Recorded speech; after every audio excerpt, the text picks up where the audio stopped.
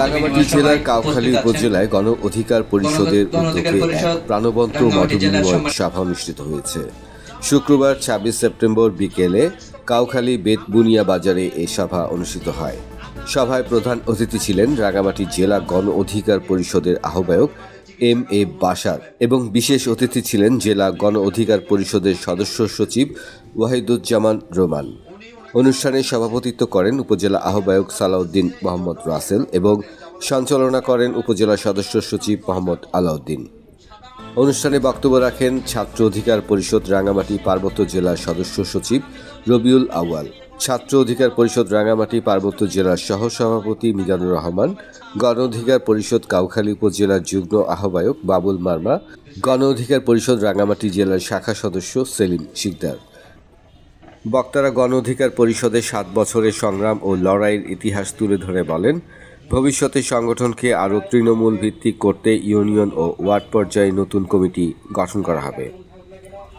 তারা আরও বলেন, দেশের রাজনৈতিক ও সামাজিক প্রেক্ষাপটে গণ অধিকার পরিষদ সবসময় জনগণের পাশে ছিল এবং ভবিষ্যতেও গণমানুষের অধিকার প্রতিষ্ঠায় লড়াই চালিয়ে যাবে।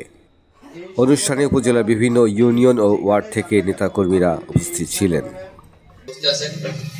গণ অধিকার পরিষদের সম্মানিত আহ্বায়ক ভাই আরো উপস্থিত আছেন, গণ অধিকার পরিষদের যুগ্ম আহ্বায়ক সালাউদ্দিন রাসেল ভাই আরো উপস্থিত আছেন, গণ অধিকার পরিষদের যুগ্ম সদস্য সচিব ঈশান আলম ভাই আরো উপস্থিত আছেন, গণ অধিকার পরিষদের সদস্য রাঙ্গামাটির সেলিম শিকদার ভাই আরো উপস্থিত আছেন, আমাদের গণ অধিকার পরিষদের কাউখালীর শাখা এবং রাঙ্গামাটি জেলার সদস্যবৃন্দ।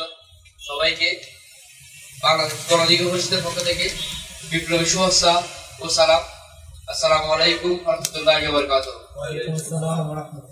২০১৮ সালে কোটা সংস্কারের অগ্নিগর্ভ থেকে গড়ে ওঠা সংগঠন বাংলাদেশ গণ অধিকার পরিষদ, গত বছর বাংলাদেশ ছাত্র অধিকার পরিষদ।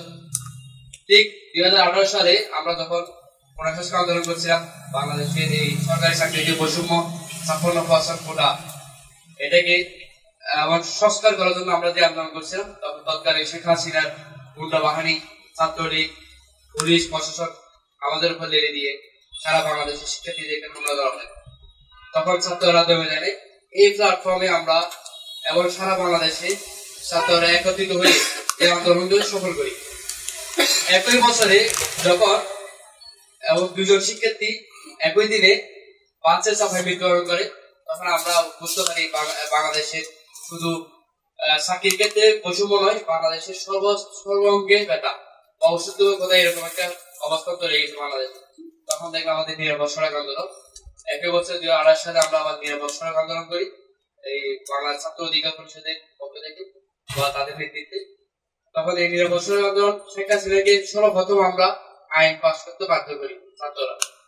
পরবর্তীতে দেখা যায় ২০১৯ সালে ছাত্রলীগের নির্মম নির্যাতন